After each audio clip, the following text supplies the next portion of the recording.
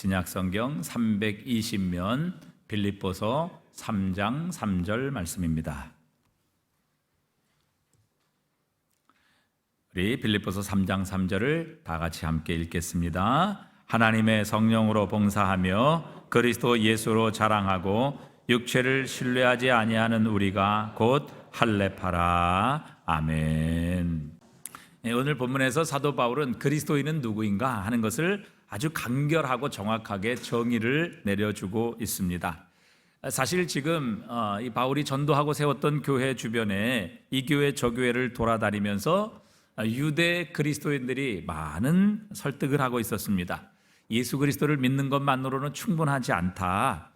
여러분은 예수를 믿을지라도 유대인이 돼야 되고 또 하나님의 백성의 표시인 할례를 받아야 한다. 또 유대인이 전통적으로 가지고 있던 이 전례, 의식, 또 성전 예배 이런 것들을 결코 폐기해서는 안 된다. 예수를 믿지만 이런 것들이 더해져야 구원이 완성될 수 있다. 이렇게 주장하고 있었습니다. 이런 상황에 진짜 그리스도인은 누구인가? 진정한 성도는 누구인가? 하는 것을 사도 바울은 오늘 우리에게 말씀하고 계십니다. 자, 사도 바울이 말하는 진정한 그리스도인의 첫 번째 특징, 오늘 보면 3절에 보니까 하나님의 성령으로 봉사하며, 성령으로 봉사하는 자.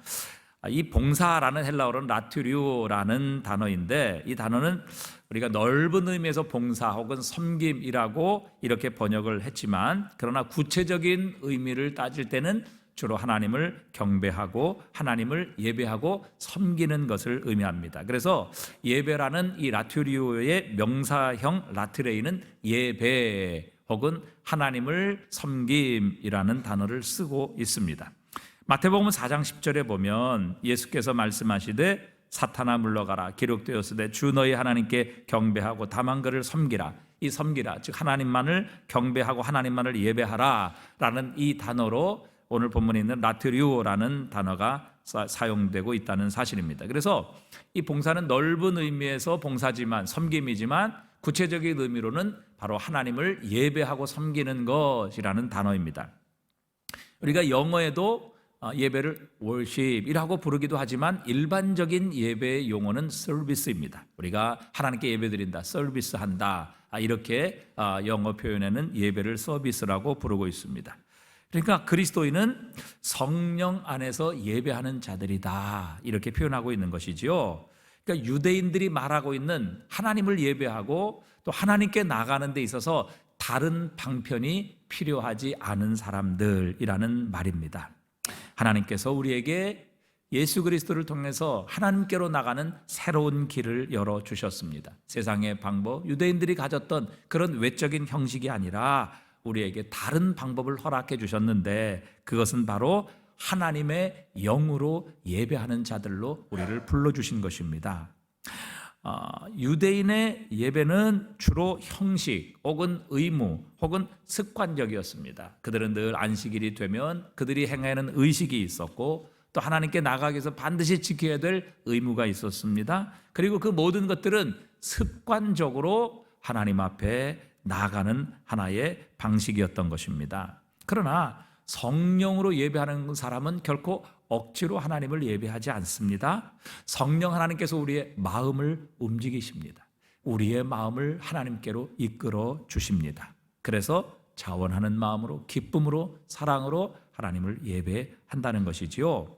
성령으로 예배한다는 것은 하나님의 성령께서 우리 마음 가운데 역사하시는 것을 의미합니다. 성령께서 우리의 예배를 이끌어 주시고 우리에게 하나님을 예배하고 싶은 마음을 부어주시며 성령께서 나의 마음을 사로잡아 주셔서 우리 하나님을 바라보고 하나님을 사모하는 마음을 주셔서 성령께서 우리의 영으로 더불어 하나님을 예배하게 하시는 겁니다. 그래서 성령으로 예배하는 자는 결코 딱딱하지 않습니다.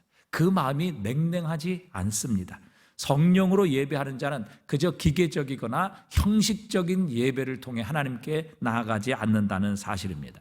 성령으로 예배하는 자의 마음속에는 사랑이 넘칩니다. 그리고 그 예배에는 자유가 있습니다. 로마서 5장 5절에 보면 소망이 우리를 부끄럽게 하지 아니함은 우리에게 주신 성령으로 말미암아 하나님의 무엇이 사랑이 우리의 마음에 부은 바 됨이라.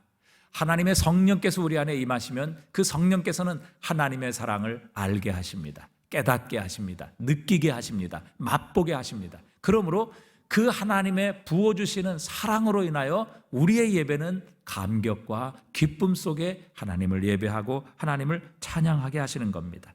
나 같은 죄인을 위해 하나님께서 그분의 독생자까지 십자가에 내어주시는 사랑으로 우리를 향한 사랑을 확증해 주셨고, 그 사랑을 우리의 마음에 쏟아 부어 주시는데 어찌 우리의 마음이 딱딱할 수 있겠습니까? 어찌 우리의 마음이 냉랭할 수 있겠느냐 하는 것입니다. 어찌 우리의 마음에 아무런 감동과 기쁨이 없겠느냐 하는 것이지요. 그러기에 성령으로 드리는 예배는 기쁨이 있습니다. 뜨거움이 있습니다. 감격이 있습니다. 열정이 있는 것이지요. 하나님께서 오늘 나에게 무슨 말씀을 하실까? 설렘이 있고 기대가 있는 것입니다. 결코 성령으로 예배드리는 자는 다른 것을 생각할 수 없습니다. 하나님을 향해 드리는 우리의 찬양, 우리의 예배, 우리의 마음이 집중해 있고 또 결코 차가운 형식에 매여 있지 않습니다. 성령의 뜨거움이 하나님을 예배하는 자들 가운데 있게 되는 것입니다. 성령으로 예배할 때 우리는 다른 방편을 덜 필요로 하게 됩니다. 여기에서 다른 방편이라는 것은 건물도 될 수 있고 혹은 전례도 될 수 있고 또 사역자나 그 밖에 많은 사람들을 가리킬 수도 있습니다. 옛날 저희가 주일학교 다닐 때 한참 하나님께서 이 땅에 부흥을 주셨을 때는 참 교회가 매우 터져 나갔습니다. 예배드릴 자리도 별로 없었고 또 주일학교에는 교실이 없었습니다. 그래서 복도에서 혹은 마당에서도 선생님과 함께 모여 요절을 암송하고 또 찬양하고 또 율동하고 우리가 하나님의 말씀을 배웠던 그런 기억이 있습니다. 그래도 바깥에 정말 돗자리를 깔고 하나님을 예배하고 찬양했을지라도 기쁨이 넘쳤습니다. 하나님의 놀라운 은혜를 체험했고 맛보았으며 하나님의 부흥을 경험했습니다. 하지만 요즘은 많은 분들이 환경을 따집니다.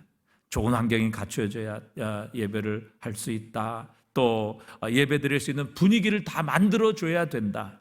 물론 좋은 환경이 갖추어지면 좋겠죠. 그러나 그것이 하나님을 예배하는 자들의 본질은 아닙니다. 하나님을 진정으로 예배하는 자는 성령으로 예배하는 자들입니다. 터키의 갑바도기아에 가면 데린구유라는 지하 동굴이 있습니다. 약 지하 55m 지점까지 약 5층에서 10층 정도 되는 지하 동굴을 팠습니다. 여기에 약 1만 명의 성도들이 핍박을 피해 숨어서 예배드리고 살았습니다. 거기에는요 변변한 예배당 하나 없었습니다. 화장실도 제대로 구비되지 않은 이 지하 동굴 속에서 그들은 박해를 피해 하나님을 예배하고 자신들의 신앙을 지켰습니다. 하지만 그들의 예배 가운데는 기쁨이 넘쳤습니다. 어떤 핍박과 고난도 하나님의 기쁨을, 하나님께서 주시는 성령으로 드리는 하나님을 향한 예배의 기쁨을 빼앗아갈 수 없었습니다. 왜냐하면 그들 가운데는 성령의 임재가 있었고 성령께서 이끄시며 인도하시며 사랑을 부어주시고 힘을 주시는 바로 영적인 예배가 있었기 때문입니다. 요한복음 4장 23절에 아버지께 참되게 예배하는 자들은 영과 진리로 예배할 때가 오나니 곧 이때라. 아버지께서는 자기에게 이렇게 예배하는 자들을 찾으시느니라. 24절 함께 읽어봅니다. 하나님은 영이시니 예배하는 자가 영과 진리로 예배할지니라. 아멘. 영으로 하나님을 예배하는 사람은 그저 하나님께서는 저 멀리 떨어져 계시는 추상적인 존재로 생각하지 않습니다. 아니면 아무런 생명도 없는 우상과 같은 그런 분으로 생각하지 않습니다. 영으로 예배하는 자들은 하나님의 임재를 느낍니다. 하나님께서 지금 우리 곁에 계심을 확신합니다. 성령으로 예배하는 사람은 지금도 전능자의 그늘 아래 우리가 있음을 느끼게 되는 겁니다. 이것이 바로 그리스도인, 참된 그리스도인 성도의 영적 예배의 시금석이라는 사실입니다. 그렇다고 성령으로 드리는 예배가 가볍거나 혹은 우리의 마음대로의 예배라는 말은 아닙니다. 히브리서 12장 28절에 보면 그러므로 우리가 흔들리지 않는 나라를 받았은즉 은혜를 받자 이로 말미암아 경건함과 두려움으로 하나님을 기쁘시게 섬길지니. 두려움과 경건함과 두려움으로 하나님을 기쁘게 예배할지니라는 말입니다. 성령으로 드리는 예배는 뭐 그냥 무질서하고 또 자유롭고 아무것도 없는 그런 것이 아니라 성령으로 드리는 예배 가운데는 하나님을 향한 경외감이 있습니다. 하나님을 향한 두려움이 있다는 사실입니다. 그러면서도 로마서 8장 14절에 있는 말씀처럼 무릇 하나님의 영으로 인도함을 받는 사람은 곧 하나님의 아들이라 다시 무소하는 종의 영을 받지 아니하고 양자의 영을 받았으므로 아빠 아버지로 부르짖느니라. 그분이 나의 아버지이심을 확신하기에 아빠 아버지로 부르며 우리의 모든 마음과 사랑을 다해 그 아버지의 품으로 달려가는 어린아이처럼 하나님을 향해 달려가고 하나님을 예배하는 성도가 되게 하시는 겁니다. 여러분, 오늘 우리의 예배는 어떤 모습입니까? 우리가 진정 그리스도인이라면, 정말 그리스도 예수를 믿고 거듭난 성도라면 우리의 예배는 바로 성령으로 드리는 예배여야 한다 말씀하십니다. 형식과 모든 외적인 조건을 뛰어넘는 하나님의 성령께서 우리 안에 오셔서 우리에게 하나님의 사랑을 부으시고 우리에게 베푸신 은혜를 깨닫게 하셔서 그 은혜로 인하여 감격하며 기뻐하며 주체할 수 없는 하나님의 놀라운 은혜로 인하여 하나님을 찬양하고 성령으로 예배하는 사람입니다. 그런데 어쩌다 한번 기도하고 또 어느 날 한번 감동이 오면 성경을 읽는 것이 전부가 아니라 하나님의 성령께서 지금도 나를 인도하시고 다루시고 함께 하심을 느끼는 예배입니다.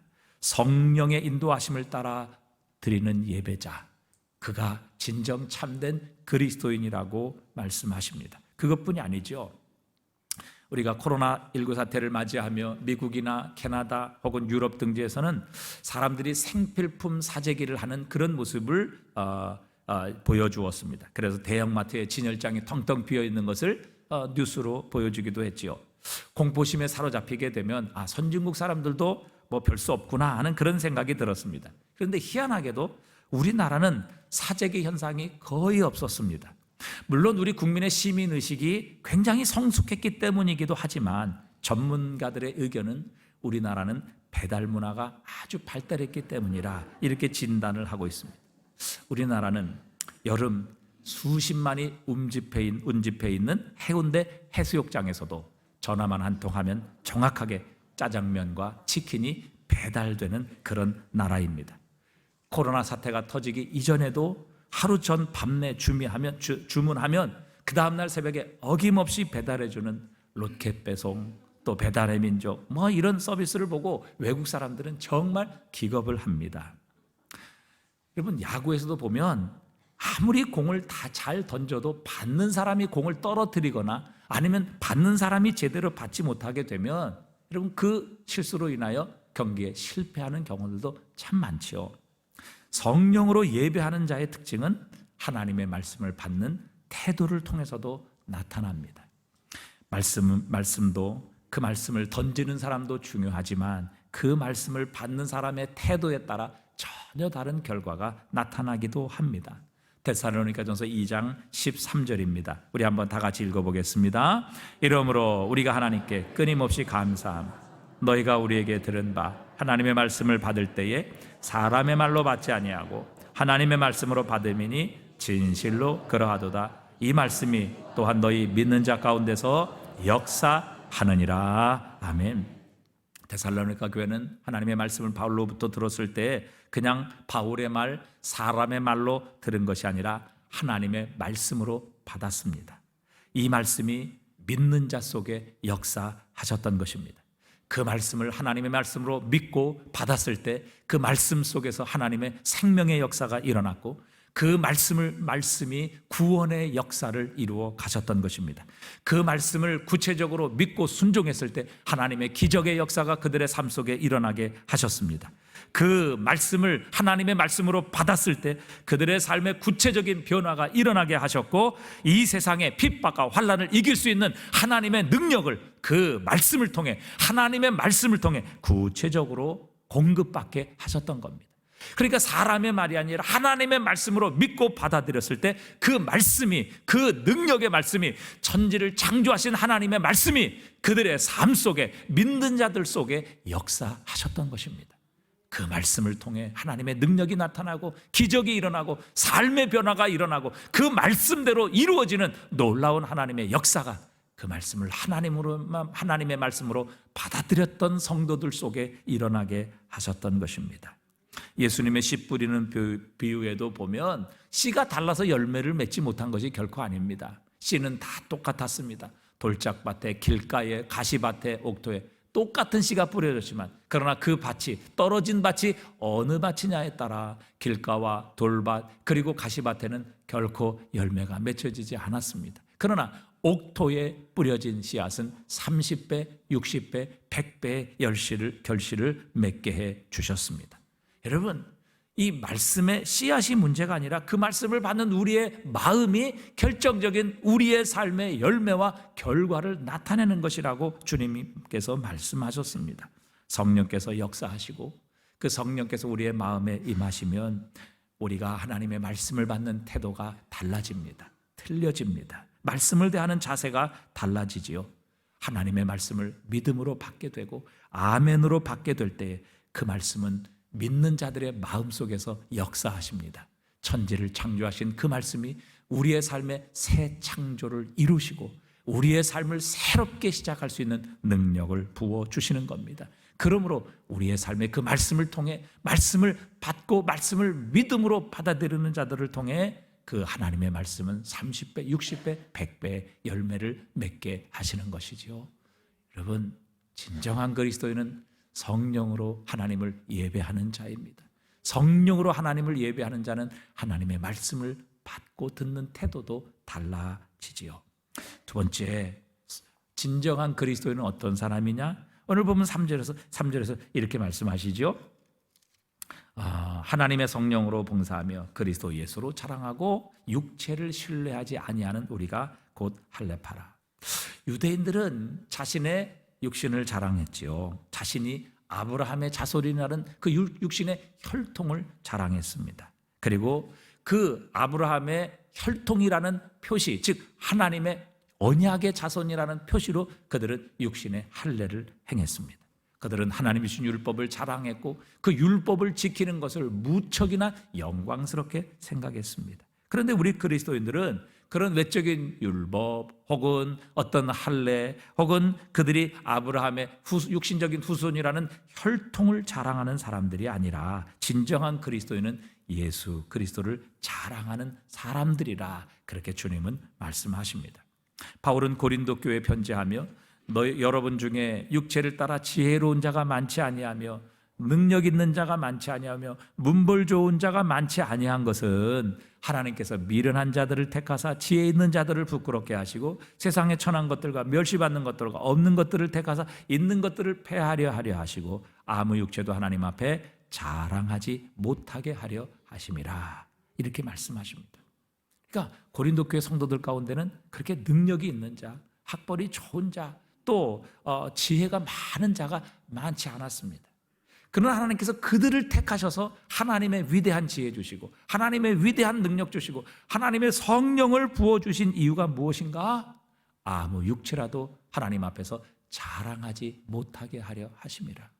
여러분, 문벌 좋은 자, 지혜로운 자, 능력 있는 자가 그렇게 예수를 믿어 구원받았다면 내 능력 때문에, 내 지혜 때문에, 내 가진 것 때문에 내가 예수를 믿었고 그것으로 인하여 내 육신적인 조건들이 하나님 앞에 자랑거리가 되는 것입니다. 그러나 문물도 없고 능력도 없고 가진 것도 없는 자가 예수 그리스도를 믿어 구원받아 하나님 나라의 백성이 되고 그 천국의 주인공이 되게 하신 이유는 바로 우리로 하여금 오직 하나님의 어느 누구도 육체를 자랑하지 못하고 하나님만 또 그리스도 예수만을 자랑하게 하려 하심입니다. 그래서 결론적으로 바울은 고린도서 1장 31절에 기록된 바 자랑하는 자는 주 안에서 자랑하라 함과 같게 하려 함이라.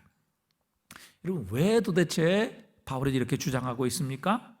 그들이 구원을 얻고 하나님의 용서함을 받으며 하나님 앞에 의롭다 하심을 얻는 것은 유대인들이 자랑하는 그 어떤 것으로도 얻을 수 없고 받을 수 없는 유일한 그리스도 예수를 통해 주신 하나님의 선물이기 때문입니다.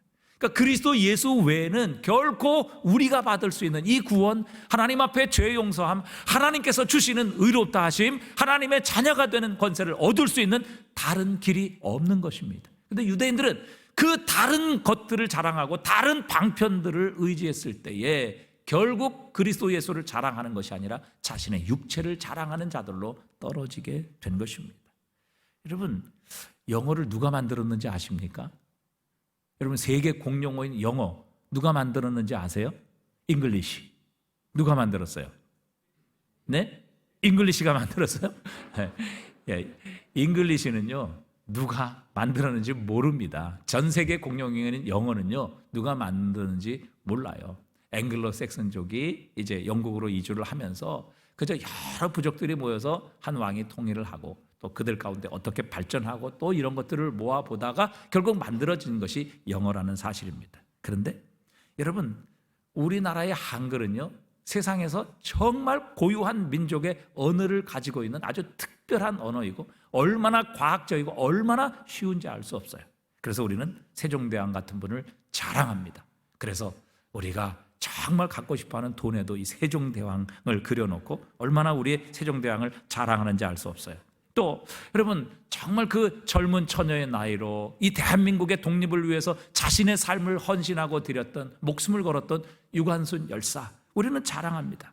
또 일본과의 전쟁에서 말도 안 되는 숫자와 배를 가지고 왜구를 무찌른 이순신 장군 같은 분, 여러분 우리가 정말 자랑스럽게 여기지요.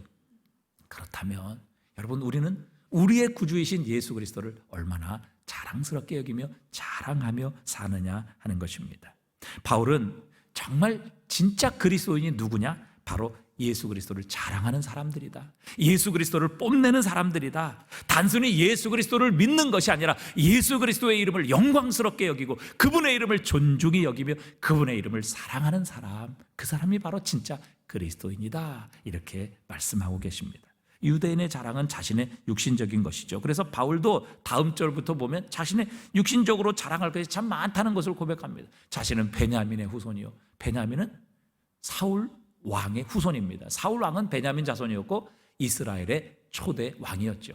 베냐민 후손이다, 이 말은 나는 왕족이다, 그 말입니다. 뭐 육신적으로 보면 자랑할 만하죠. 뭐 나는 누구의 몇 대 손이다. 그 다음에 그는 난지 8일 만에 할례를 받은 정통 유대인입니다. 또 율법으로는 흠이 없이 율법을 지키는데 가장 앞장섰던 바리새인 중에 바리새인이었습니다. 그러나 그런 육체적으로 자랑한다면, 유대인들에게 육체적으로 자랑한다면 나도 자랑할 것이 참 많은 사람이다.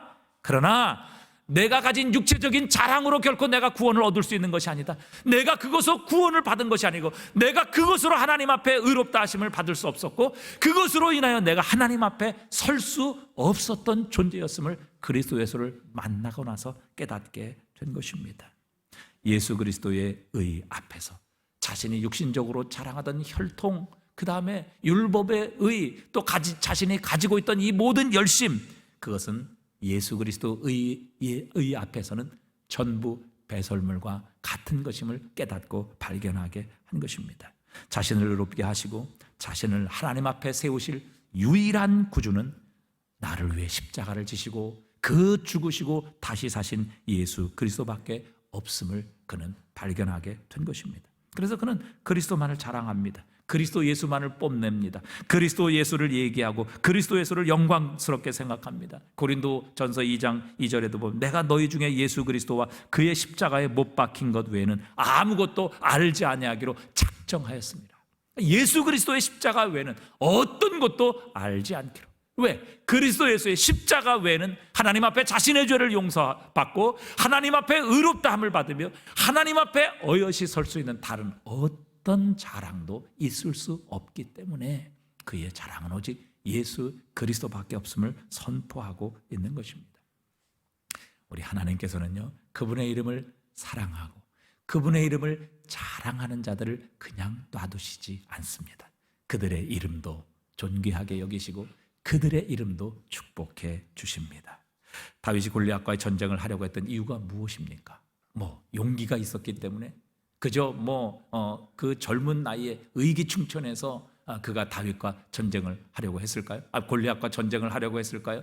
골리앗을 이기면 내가 이 이스라엘의 영웅이 될 수 있겠다, 이런 영웅 심리를 가지고 전쟁을 시작했습니까? 그렇지 않습니다. 사무엘상 17장 26절에 보니까요, 다윗이 곁에 있는 사람들에게 말하여 이르되 이 블레셋 사람을 죽여 이스라엘의 치욕을 제거하는 사람에게는 어떠한 대우를 하겠느냐? 이 할례 받지 않는 블레셋 사람이 누구에게 살아계시는 하나님의 군대를 모욕하겠느냐?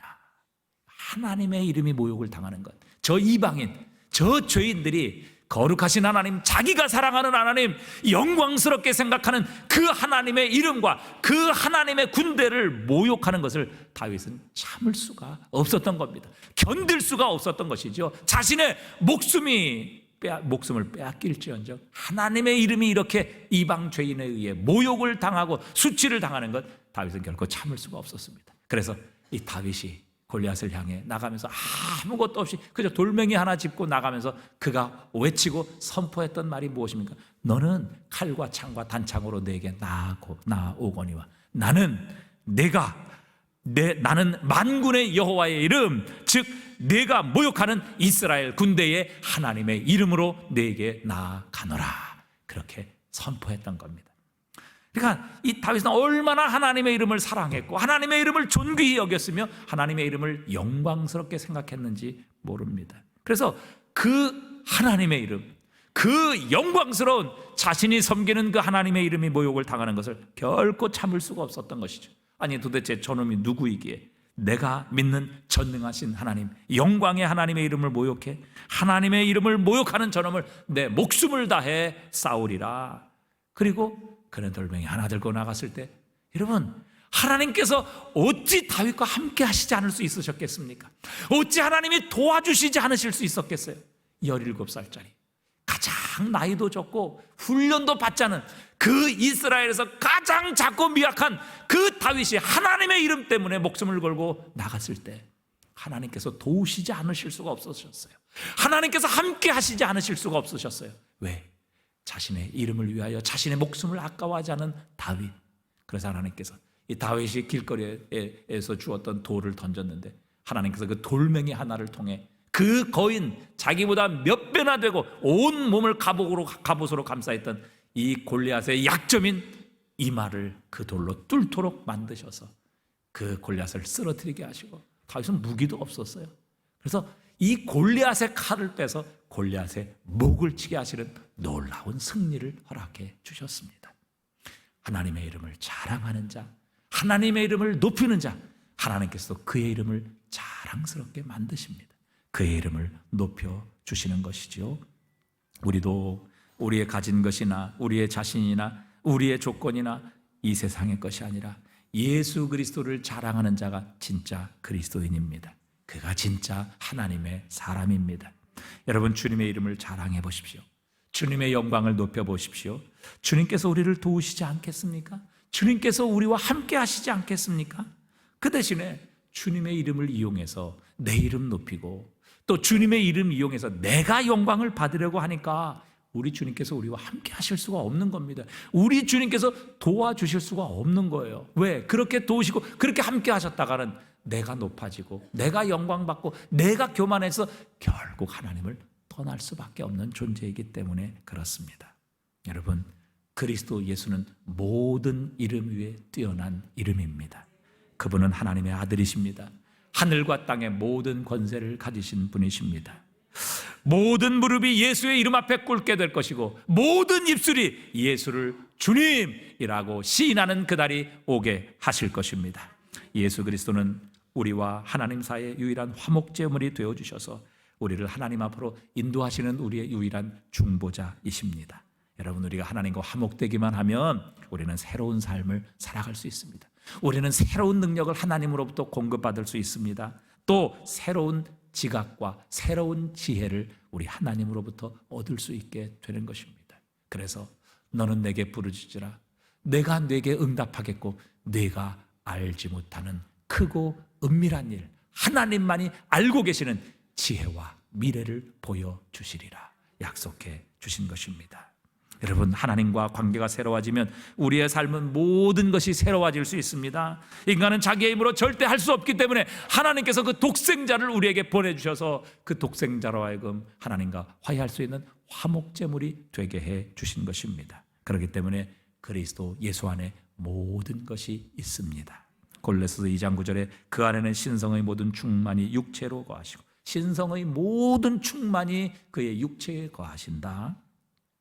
이 생에서든지 내세든지 우리에게 필요한 모든 것이 예수 그리스도에게 있습니다. 여러분, 용서가 필요하십니까? 어떤 죄책감에 시달리고 계십니까? 이 모든 용서가 그리스도 예수 안에 있습니다. 우리의 죄를 고백하고 회개하며 예수 그리스도의 십자가의 공로를 믿으면 우리의 모든 죄를 주님께서 용서해 주십니다. 다시 깨끗하게 하십니다. 여러분, 하나님과의 화목이 필요하십니까? 예수 그리스도께서 하나님과 우리 사이에 유일한 중보자가 되어주셔서 우리로 하여금 하나님 앞에 나갈 수 있게 해 주십니다.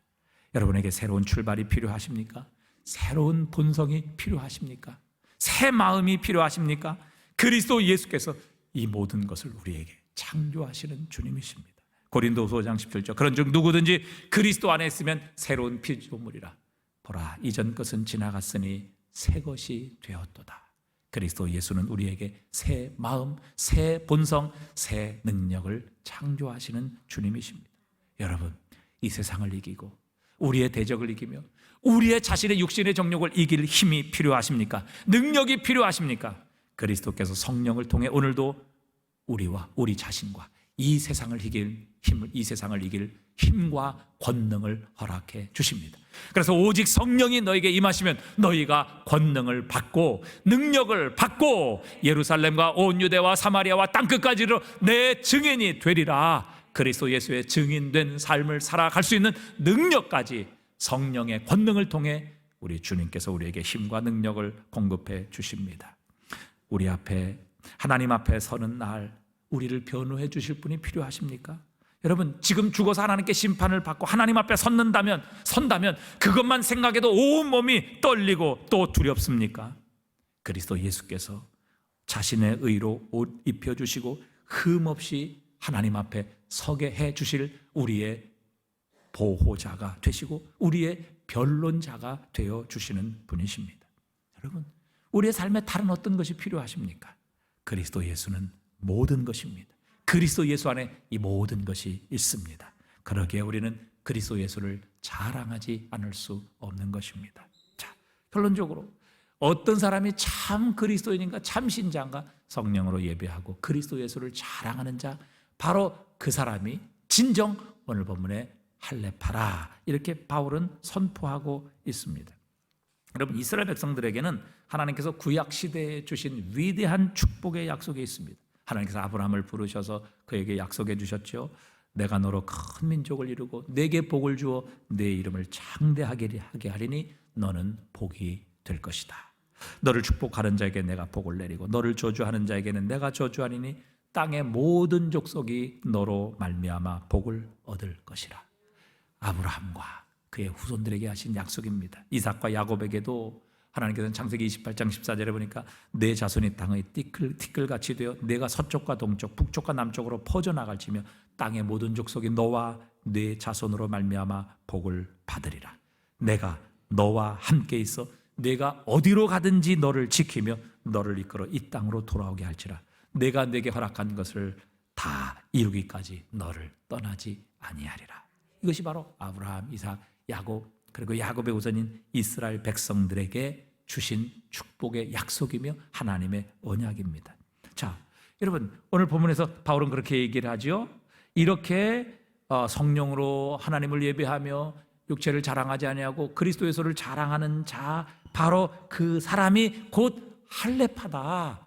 여러분, 할례라는 것은 내가 하나님의 언약 백성이라는 것을 인친 표시입니다.